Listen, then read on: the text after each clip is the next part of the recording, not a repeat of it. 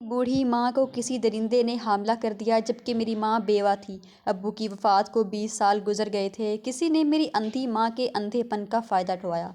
जब मैं इस रास्ते तक पहुँची तो गुनाहगार के बारे में जानकर तड़प कर रह गई। मैं हैरत से कभी डॉक्टर के चेहरे की जानब देख रही थी तो कभी डॉक्टर के कमरे से बाहर हर बात से बेखबर सामने बैठी हुई अपनी वालिदा को देख रही थी, जो कि आंखों से नबीना थी। मेरा जहन इस बात को तस्लीम नहीं कर पा रहा था कि जो मेरे कान सुन रहे थे एक नाकाबिले यकीन सी बात थी। मेरा सर बुरी तरह से चकराने लगा। मेरे दिल की ये हालत बहुत ज़ोर ज़ोर से धड़क रहा था और मैं अपने हवास खो चुकी थी। मेरे चेहरे पर पसीने के कतरे नमूदार होकर रह गए। ऐसे मुमकिन था? मैंने हथेली से पसीना साफ किया। बड़ी बेयकीनी से डॉक्टर के हाथ से रिपोर्ट ले ली और इनके कमरे से बाहर निकलकर अम्मा का हाथ पकड़ा और इन्हें क्लिनिक से बाहर ले आई। चंद दिन से अम्मी की तबीयत ठीक नहीं थी। वो जो भी खाती थी जी मतलाने लग जाता था। मुझे लगा कि इनका हैज़ा हो गया है, इसलिए इन्हें करीबी क्लिनिक पर ले आई। लेकिन जो खबर मुझे मिली सुनने को मेरे हवास गुम होकर रह गए थे। मुझे डॉक्टर ने अकेले अपने कमरे में बुलाया था। अम्मी बाहर कुर्सी पर बैठी थी। मुझसे बड़ी राजदारी से यह खबर डॉक्टर ने सुनाई, क्योंकि इस उम्र में आकर औरतें कम ही प्रेग्नेंट होती थी। मैंने अपनी अम्मी का हाथ पकड़ा, अपने घर ले जा रही थी। कौन हो सकता था? ऐसी घटिया हरकत कौन कर सकता था? मेरे घर बस सिर्फ 3 ही मर्द थे, मेरा शौहर, मेरा ससुर और छोटा देवर। अब तक तो सब ठीक चल रहा था, क्योंकि मेरी अंधी माँ मेरे साथ मेरे ससुराल में ही रहती थी। इनका मेरे अलावा इस दुनिया में कोई नहीं था। अब्बू की वफ़ात के बाद बहुत मुश्किल से मुझसे पाला पोसा और मेरी शादी की। मेरा शौहर अच्छा था जो इसने मेरी माँ को मेरे घर में रखने की इजाज़त दे दी। मेरी वालदा पूरा दिन मेरे साथ साथ ही रहा करती थी। जब मैं किचन में काम कर रही होती थी, किचन में रखे टेबल पर बैठ जाती थी और मुझसे बातें करती रहती थी। पूरा दिन घर पर ना मेरे शौहर होते थे, ना ही मेरा देवर। बस ससुर नमाज पढ़ने के बाद कभी कभार अपने दोस्तों के साथ बाहर चले जाते थे। रात को इशा के बाद ही लौटते थे। मेरे शौहर उमर की वालदा का इंतकाल हो चुका था। मेरा छोटा देवर ज़्यादातर अपने काम से काम रखता था, तो इसने कभी मुझसे बेतकल्लफ होने की कोशिश ना की थी और ना मेरी वालदा से बस सलाम करने के अलावा कुछ नहीं कहता था। मेरे वालिद के इंतकाल को 20 साल गुजर गए थे और मेरी अम्मी ने मेरी वजह से दूसरी शादी नहीं की, क्योंकि वो अंधी थी कि इनका दूसरा शौहर इनके अंधेपन का फ़ायदा उठाकर मेरे साथ कुछ गलत ना कर दे। लेकिन आज मेरी माँ के साथ किसी ने पन का फ़ायदा उठाकर जो कुछ किया था वो मेरी रूह को तड़पा रहा था। अब्बू की वफ़ात के बाद मेरे रिश्ते तो बहुत आते थे, लेकिन मैंने शादी की एक ही शर्त रखी थी कि मैं अपनी वालदा को अकेला नहीं छोड़ सकती। वो नबीना थी, अकेली घर पर नहीं रह सकती थी। मैं इनकी देखभाल के लिए इसलिए तनहा भी नहीं छोड़ सकती थी। यही वजह थी कि मेरा रिश्ता तय नहीं हो पा रहा था, क्योंकि जिस घर में पहले से लड़के की माँ मौजूद होती थी वही यही बात कैसे बर्दाश्त कर सकती थी कि इसके घर बहू के साथ इसकी माँ भी आकर रहे। इसलिए जो लोग इस शर्त के साथ शादी पर राज़ी हुए, इनके घर में कोई औरत नहीं, बस 3 मर्द भी थे और एक इनके वालिद, मेरा शौहर और इसका छोटा भाई। जब मैं रुखसत होकर ससुराल पहुंची तो अम्मी के लिए एक अलग कमरा मौजूद था। मेरे शौहर मेरी वालदा की बहुत इज्जत करते थे। मेरा शौहर यूनिवर्सिटी में पढ़ाता था, ज़्यादातर वक्त बाहर ही रहता था। बज़ाहिर ऐसा कुछ भी नज़र नहीं आ रहा था कि मैं उन लोगों को पर शक करती, लेकिन जो रिपोर्ट इस वक्त मेरे हाथ में थी वो मुझे कुछ और ही समझा रही थी। ना चाहते हुए भी मेरी सोच अपने घर में मौजूद मर्दों की जानब जाने लगी। मैं एक बहुत बड़ी मुसीबत में फंस चुकी थी। शक, मेरा शौहर बहुत अच्छा था, मेरा और मेरी माँ का बहुत ख्याल रखता था। मेरी माँ के साथ जो हुआ था, अगर ये बात मैं ससुराल में पूछती, यकीनन माँ के साथ मुझे भी घर से बाहर निकाल देते। मैं बहुत परेशान थी। जब घर पहुंची तो अम्मा को भी कुछ ना बताया। इन्हें जैसे ही खबर सुनाती तो शायद ये सुनकर बीपी हाई हो जाता। वो पहले ही ब्लड प्रेशर की मरीज़ा थी। मेरा जहन बिल्कुल ऑफ हो चुका था। मैं किस पर शक करती जो ऐसी घटिया हरकत कर रहा था। घर पहुंचकर मेरा सर चकरा रहा था। मैं अपनी माँ के कमरे में ही इनके साथ बैठ गई।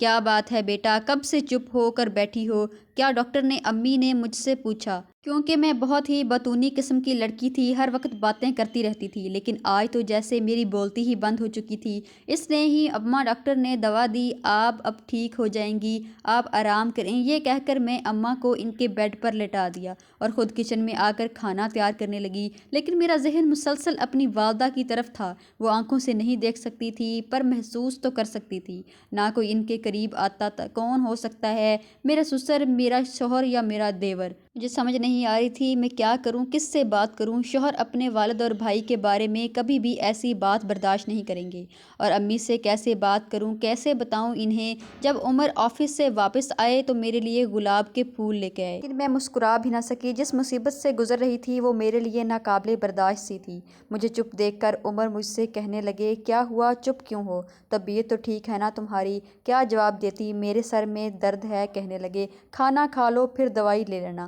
میں سوچ رہا تھا کہ کھانے کے بعد لانگ ڈرائیو پہ جائیں گے، لیکن تمہاری طبیعت ٹھیک نہیں ہے اس لیے تم آرام کرو۔ کھانا کھا کر تمہیں اپنے کمرے میں آ گئی۔ امی کی رپورٹس الماری میں چھپا دی۔ میں یہ جاننا چاہتی تھی کہ آخر امی کے کمرے میں کون آتا ہے۔ عمر کمرے میں آئے تو میں نے کہا کہ امی کی طبیعت کچھ ٹھیک نہیں ہے، میں ان کے ساتھ ہی سونا چاہتی ہوں۔ میری بات سن کر انہوں نے کوئی اعتراض نہیں کیا، کہنے لگے اس نے پوچھنے والی کیا بات ہے، تم جاؤ اپنی ماں کا خیال کرو۔ عمر بہت اچھے انسان تھے، وہ مجھے کبھی میری والدہ کے معاملے میں سختی نہیں کرتے تھے۔ امی کے ساتھ جا کر لیٹ گئی۔ امی سو رہی تھی، لیکن نیند میں ان کی بڑبڑاہٹ میری تو ہوش اڑا گئے۔ اس کا مطلب تھا کوئی رات کو میری ماں کے پاس آتا ہے، اور ان کے ساتھ میں پوری رات سو نہیں پائی۔ رات بھر کوئی کمرے میں آیا بھی نہیں تھا۔ صبح ناشتے کے بعد عمر اور میرا چھوٹا دیور گھر سے چلے گئے۔ سسر اپنے کمرے میں چلے گئے، امی کو اپنے کمرے میں لے آئی۔ میں نے امی سے پوچھا کہ رات کو ان کے کمرے میں کون آتا ہے۔ جو کچھ میری والدہ نے بتایا میرے ہوش اڑا دینے کے لیے کافی تھا۔ پہلے مجھے شک میرے سسر پہ ہوا، لیکن وہ تو 5 وقت کی نماز پڑھتے ہیں، جمعہ پڑھتے ہیں۔ میرا دل بہت بڑا عجیب سا ہونے لگا۔ ایک طرف تو ہر وقت نماز پڑھتے رہتے ہیں، دین کی باتیں کرتے ہیں، دوسری طرف کبھی مجھے اپنے دیور پر شک ہونے لگتا۔ وہ رام تک جاگتا ہے، اس کے کمرے سے ٹی وی کی آوازیں آتی رہتی تھیں۔ ایک بار وہ مجھے کہنے لگا کہ آپ بالکل اپنی والدہ پر ہیں، آپ کی والدہ بہت خوبصورت ہیں، آپ کی ماں کی بجائے بڑی بہن لگتی ہیں۔ یہ بات اس نے میری شادی کے شروع کے دنوں میں کی تھی۔ میں نے ہنس کر ٹال دی تھی، لیکن اب ذہن میں آتے ہی اندر ایسی آگ سی لگ گئی تھی جو کہ ناقابل برداشت سی تھی۔ کوئی میری ماں کو بے ہوش کر کے اس کے ساتھ زبردستی کرتا تھا۔ میری والدہ کو محسوس ہوتا تھا اور ان کے ساتھ کچھ غیر اخلاقی کام کیا جا رہا ہے۔ میرے لیے یہ بات ایک ناقابل برداشت سی ہو گئی تھی۔ شرم نہیں آتی اس شخص کو کہ ایک اندھی نابینا بیمار عورت کو ہوس کا نشانہ بناتے ہوئے۔ میری بے بسی یہ تھی کہ اگر میں آواز اٹھاتی تو طلاق کا داغ مجھے مل جاتا۔ توہر اچھے سہی لیکن اپنے والد کے خلاف بات نہیں سنتا، ماریں گے، کیونکہ جتنی وہ میری والدہ کی عزت کرتے ہیں اتنی ہی وہ اپنے والد کی خدمت کرتے تھے۔ بظاہر تو وہ میری سسر میری والدہ کو بہن کہتے تھے، میرے سامنے تو انہوں نے کبھی نظر اٹھا کر بھی نہیں دیکھا تھا۔ کچھ وہ شرافت کی آڑ میں کر رہے تھے وہ بہت گھٹیا کام تھا۔ مجھے اپنے سسر پر غصہ آنے لگا۔ ایک بار وہ بازار سے میرے لیے پھل لے کر آئے تو 1 کلو الگ سے مجھے پکڑا دیے، کہنے لگے تمہاری والدہ کمزور ہوتی جا رہی ہیں، تم شاید جھجک کی وجہ سے ان کے لیے کچھ منگواتے نہیں ہو، اس لیے یہ سیب انہیں دے دینا۔ اس وقت بھی مجھے یہی لگا تھا کہ میری والدہ کے احساس کر رہے ہیں۔ میری رات میں آنکھ کھلی تو عمر کمرے میں لیٹے، پھر کافی دیر بعد ان کمرے میں آ گئے۔ میں پوچھنے کی آپ کہاں گئے تھے تو کہنے لگے مجھے سگریٹ پینے کی عادت ہے، رات کو جب ابا گہری نیند سو جاتے ہیں تبھی صحن میں جا کر پیتا ہوں، ورنہ ابا کو فوراً سگریٹ کی ہوا لگ جاتی ہے تو مجھے ڈانٹتے ہیں۔ میں مسکرا کر کہتی کہ ہاں فائدے کی بات کرتے ہیں، وہ معمولی سی باتیں جو عام گھروں میں ہو جاتی تھی۔ مجھے وہ سب باتوں پر شک ہونے لگا۔ میرا دماغ چاروں طرف گھومنے لگا تھا۔ مجھے کسی بھی صورت میں اس مجرم تک پہنچنا تھا۔ آخر وہ کون تھا، میرا سسر، میرا دیور یا پھر میرا شوہر؟ یہ سوچ سوچ کر میرا دماغ، کیونکہ اس سب کا اثر میری خود کی زندگی پر بھی ہو رہا تھا، اس کی شادی شدہ زندگی پر بھی ہونے والا تھا اور ہو بھی سکتا تھا، میرا گھر بھی برباد ہو جاتا۔ میری ماں اس عمر میں ایک بہت بڑی مصیبت میں پھنس چکی تھی۔ میں اپنی ماں کو یہ سب سچ کیسے بتاتی جو ڈاکٹر سے سن کر آئی تھی؟ کس تکلیف اور اذیت سے گزر رہی تھی میں ہی جانتی تھی۔ اب میں روز عمر سے بہانہ بنا دی کہ امی کی طبیعت ٹھیک نہیں ہے، میں اپنی امی کے پاس سونے جا رہی ہوں۔ رات بھر مجھے اس شخص کا انتظار رہتا جو میری ماں کو جیت دینے کی سبب بن رہا تھا۔ چند دن تو عمر چپ رہے، لیکن اس کے بعد وہ مجھ سے کچھ نہیں کہتے تھے، لیکن مجھ سے کچھ اکھڑے اکھڑے رہنے لگے تھے۔ ان کی نظروں میں میرے لیے شک صاف نظر آ رہا تھا۔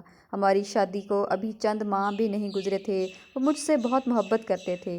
دن بھر وہ آفس میں گزار دیتے تو رات کو وہ کچھ وقت میرے ساتھ گزارنا چاہتے تھے، لیکن میں خود جس ذہنی اذیت کا شکار تھی، مجھے عمر کی اس خواہش کا بھی احساس نہیں تھا، اور اب تو میں کام کرنا بھی بھول جاتی تھی۔ عمر کے کپڑے استری کرنا بھول گئی تھی، وہ پہلے ہی مجھ سے اکھڑے ہوئے تھے۔ صبح آفس کے لیے لیٹ ہو گئے، غصے کے مارے خود ہی اپنے کپڑے استری کرنے لگے۔ جب میں نے کپڑے استری کرنے کے لیے کہا تو مجھ سے کہنے لگے کہ تم اپنی ماں کی خدمت کیا کرو، تمہارے لیے بس ایک وہی اہم ہے۔ وہ اس وقت اتنے غصے میں تھے کہ میری کوئی بات نہیں سن رہے تھے۔ ناشتہ میں کیسے بناتی، ناشتہ کیے بغیر ہی وہ دفتر چلے گئے۔ میں اپنی والدہ کی وجہ سے پریشان تھی، اس پر عمر کا رویہ دیکھ کر دل برداشت سی ہو گئی۔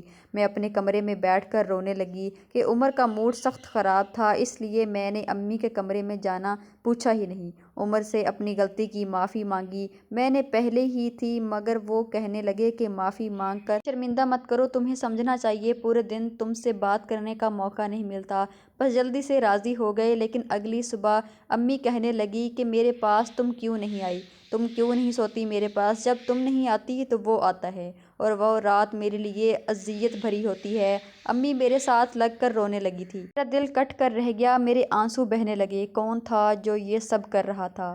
نہ میرا اس شہر میں کوئی رشتہ دار تھا، نہ ہی کوئی اپنا جس پر میں بھروسہ کر کے اپنی والدہ کو چھوڑ دیتی اور وہ آنکھوں سے دیکھ سکتی تھی، تب بھی ان کی رہائش کا الگ بندوبست کر دیتی۔ لیکن وہ ایک مجبور سی عورت تھی۔ میں ابھی اسی الجھن سے نکلی نہیں تھی کہ کیا کروں اور کیا نہ کروں کہ ایک بار مجھے امی کے چلانے کی آواز آئی۔ میں ہڑبڑا کر اٹھی، میں نے برابر میں دیکھا تو عمر بھی کمرے میں موجود نہیں تھے۔ میں اٹھ کر فٹافٹ باہر نکلی تو میرا دیور میری امی کے کمرے میں تھا اور امی چلا رہی تھی، اندھے پن کی وجہ سے دائیں بائیں ہاتھ ہلا رہی تھی، جیسے کسی نے اپنا آپ کوشش کر رہی تھی کہ کیا کر رہی ہو، مجھ سے دور رہو، مجھ سے دور رہو۔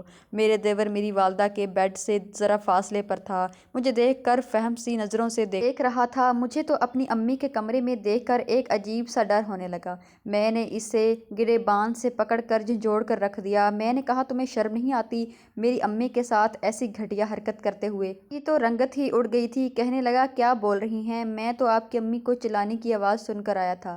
میں نے کہا جھوٹ بول رہے ہو، مجھے دیکھ کر بہانے بنا رہے ہو، تم روز میری امی کو ہوس کا نشانہ بناتے ہو۔ میرے چلانے پر میرے سسر اور شوہر دونوں وہاں پہنچ گئے۔ میرا دیور اپنا گریبان مجھ سے چھڑا رہا تھا، میرا شوہر بھی میرے پاس آ گیا۔ میرا دیور بھی اس وقت غصے سے کہنے لگا کہ آپ کی امی میری امی جیسی ہیں، آپ کو شرم آنی چاہیے، ایسا الزام لگاتے ہوئے۔ میں تو سو رہا تھا، آپ کی والدہ کے چلانے کی آواز سنی تو بھاگا ہوا چلا آ گیا۔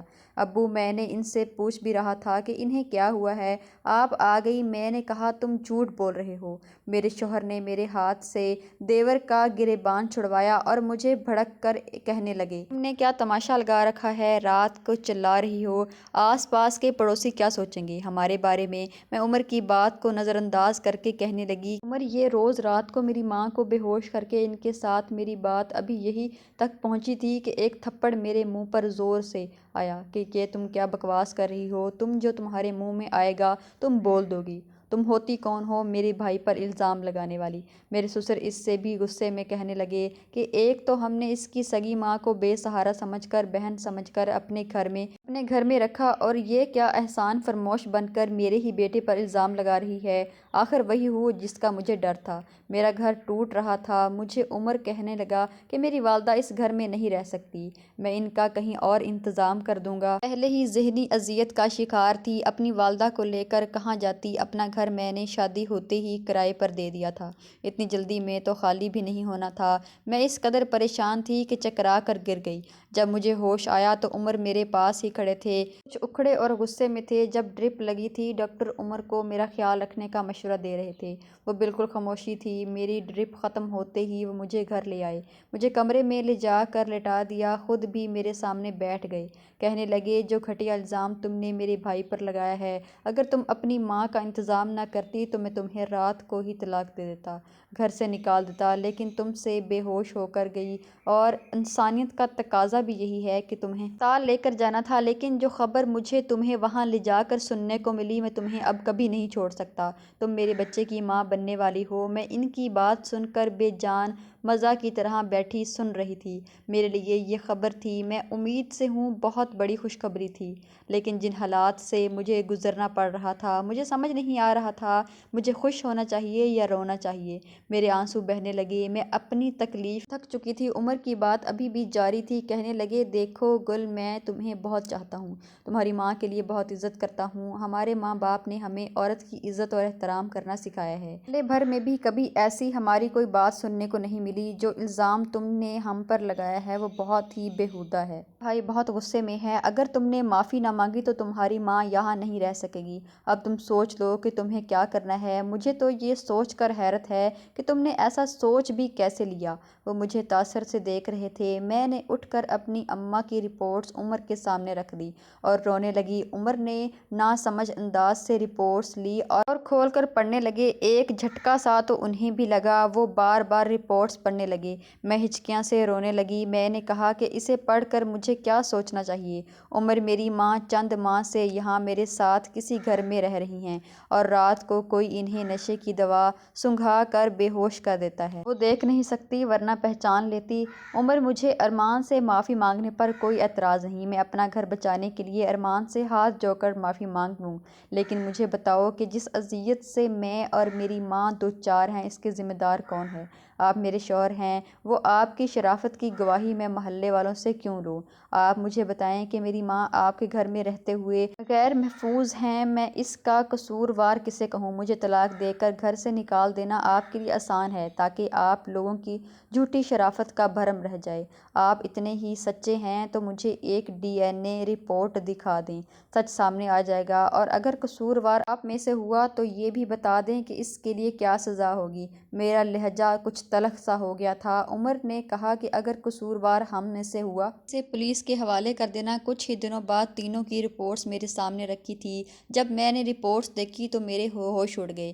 DNA کے مطابق وہ تینوں بے قصور تھے۔ میں یہ بھی سمجھ لیتی کہ انہوں نے رپورٹس غلط بنوائی ہیں، لیکن عمر مجھے خود ہسپتال لے کر گئے تھے اور جس لیبارٹری سے ٹیسٹ ہوا تھا وہ ایک جانی مانی لیبارٹری تھی۔ کون تھا جو میری والدہ کے ساتھ یہ سب کچھ کر رہا تھا؟ عمر نے میری والدہ کے کمرے میں ایک کیمرہ لگا دیا اور جیسے ہی ایک شخص میری والدہ کے کمرے میں داخل ہوا، عمر میری والدہ کے کمرے میں چلے گئے اور اسے پکڑ لیا۔ اس نے اپنے چہرے پر نقاب کیا ہوا تھا۔